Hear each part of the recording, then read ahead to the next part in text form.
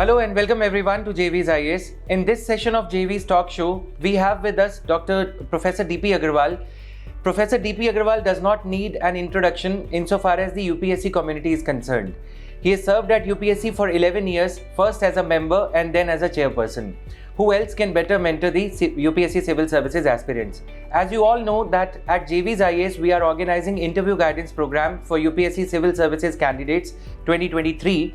So D.P. Aggarwal Sir will be entertaining a few DAFs called detailed application forms for a few of the students who are scheduled for the interviews at the UPSC. Sir, my first question to you would be that why do we call it as interview, whereas the UPSC scheme of things tells it as personality test? It's not an interview, it's a personality test, as UPSC mentions. Right, sir. Interview is too narrow a word to define and judge capabilities of a person to become a bureaucrat. Right, sir. So it's actually a personality test. Right, And sir. personality is not built in a day, personality built over a year's time. Right, sir. So there are a lot of doubts and apprehensions nurtured by the candidates, especially at this stage, because all their effort, all their labor is at stake. So do you think there is so much to fear about, or is the importance or is the phobia around interview or personality test has been built by the coaching industry? This is one stage of the three stages. Right, sir. Each one is very crucial, very important. This being the last frontier, and whose achievements would be added to the achievements of the main, Right, sir. to draw the merit. So therefore there is a genuine concerns among students. Secondly, so far they were never face to face to discuss their point of view with people with substance. They were dealing with test paper, which is common to all students, and writing answers. It's the first time they are required to discuss their point of view with people and try to communicate with them the approach which they think and they can understand. So this communication issue Right, sir. in verbal, to say what you want to say, and a person on the other side understand what you are saying and agreeing with you. So it's a question of you appearing things logically, good with communication Right, sir. in simple language, so that the person who listens to them understand what you are saying and whether he agrees with the logic which is based on facts and figures. And sir, is there so much to fear about how to deal with pressure and anxiety at this stage? I think pressure and anxiety is to be dealt every time. At every stage of this examination, that's true. They must have done it prelim, they must have done main. Right. More so now because, as I said, they are meeting very senior people first time and they want to communicate with them. Right. So there's some additional pressure, and then the kind of questions which can be asked from anywhere. So that's also a pressure. And they will not be built on direct quizzing questions. It will be more of discussion, balance, judgment, understanding, criticism of the policies based on facts and figures, and also offering solutions. So this puts a little more pressure. Secondly, the achievements in this interview can vary quite a lot among 1 to last candidates. Right. And sir, is a candidate who is appearing at the interview stage or personality test stage in his third or fourth or fifth attempt, is he or she at a disadvantage vis-a-vis a candidate who is appearing at the interview stage at the very first attempt at UPSC? No, I think there's nothing to fear. There's no disadvantage. Right. If you have been called for interview, you are a candidate, you are judged as a candidate of that year group, and UPSC does not carry any biases against anybody. Right. UPSC like to get best out of you. Right, sir. Sir, another preconceived notion among candidates is that IITians, engineers, they are at an advantageous position. And the humanities students are not as competent when it comes to scoring well in interview. How true is it, sir? No, as far as the scheme is concerned, it is not differentiated. let them be assured who are doing on that day best get the best marks. Difference may come depending on how did you grow. Right. For example, in best of the institution in this country, why to talk IIT, any other, students have more opportunities to interact with people, with peers, people who are achievers outside, and therefore they become more confident as they develop in their education sector. So these inputs to personality in better institution by achievers and interaction among students themselves create that little more positive attribute in them. Probably that helps them, but commission is not differentiating. No. Right. And so this, how to answer this type of a question? Why are you choosing IAS or IPS after your MBBS, after your medical degree, after your engineering degree? How to best answer this question in your opinion, sir? I think generally such questions are not asked.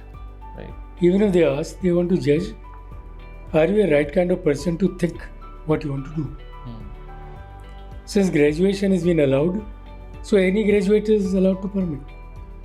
Only questions keep coming that you are bright throughout, you chosen science, you chosen one professional. Yes. What is that you don't want to pursue there, and what that you see here? Right. There may not be a break between the clear understanding. Right. So it is the clarity in your mind that you are choosing right thing which suits you best, in which you can excel. Right. General presumption is that if you have done a professional course, you have planned a career right away. Right. This is the second option. Right. So that's the only question discussed. Alright, sir. And sir, at this stage, I'm sure many of the candidates would connect with me when I say this. Many institutes, coaching institutes, with due respect to the hard work, to the efforts that they are making in making their candidates or their students successful, but many of the institutes are in the process of shaping the opinions of the candidates with regard to various issues in the current affairs. How would you address this issue as to how should a candidate approach these type of sensitive issues where the UPSC syllabus mentions balance of judgment? Should we be carried away or should we be influenced by somebody else's opinion, be it our mentor, be it some guide who has been guiding us with regard to this exam? See, ultimately, as you rightly said, we are judging candidates' balance of judgment. Right, sir. Now, to come to balance of judgment, three things are required. One, what are the facts of a case as given in numbers, the styles by the government bodies. Right. The other is the how people perceive. People who understand these things perceive. Third, your own reading about various situations. Right. Normally, we expect a student to get all three perspectives into one place and come out with his or her own view. Right. If you are influenced too much by somebody else and all of you repeat the same thing to the commission, how would they differentiate between you and you? True. So, we want to differentiate on your strength, on your understanding. So it is good for you to build. These are all must be inputs. Right. They must not be copied, reproduced like a parrot. Got it, sir. And sir, what should be the proper dress code? Is there any official dress code prescribed by UPSC since you've been at the helm of affairs there? UPSC clearly brings out notification. There is no dress code, but it is a very common sense that whenever you go and meet senior people, not in positions but in age, you must be well presented yourself, not shabbily dressed, properly, and then you are trying to become a future civil servant who becomes role models to many other young people. So you must be well dressed, you must be comfortable in the dress, you must not be gaudy. I mean, one can't really wear a yellow pant and a red shirt. You are not taking a film actor. Right. Normal dresses are simple things which looks good to eyes. You are comfortable with. Right, sir. If you never wore a tie and somebody would do you feel like tied up here. So commission does not say, but you must be presentable, good, and appear to be a nice future leader. Right, sir. And sir, another question is, there are a lot of videos proliferating how to score 190 plus, 200 plus in the interview at personality test stage of UPSC. So what, according to you, are 5 key qualities that the interview board is looking for? I think this has already been clearly explained Right. in the notification. All that candidate can do, listen question carefully, Right, sir. articulate that question in such a manner that his articulation reaches to a listener. Right. In that he always remains focal to what has been discussed, Right. and he is not colored by any other thoughts. He appears to be an honest person, not guided by undue pressures on his mind. Right, sir. He must definitely be a confident man, and he must face person eye to eye. That's it. All right, sir. And sir, And not try to influence board by any mechanism. right, sir. And sir, there is another issue of eye contact, as you rightly mentioned. So I would like to dwell upon this issue as well. So they say that even as the other members are asking the question, you should strike an eye contact with the chairperson or chairwoman who's Nobody shows anything. Yes. All that is required when I am talking to anybody. All are visible. Right. It is not staring. It is not a glare. Right. It is a soft gaze. Right. So eye contact does not mean that I am staring.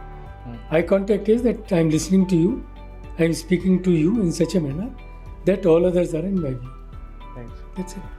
And sir, regarding the body language, what would be your take, sir? Insofar as Be normal, natural. movement of hands is concerned. Just natural.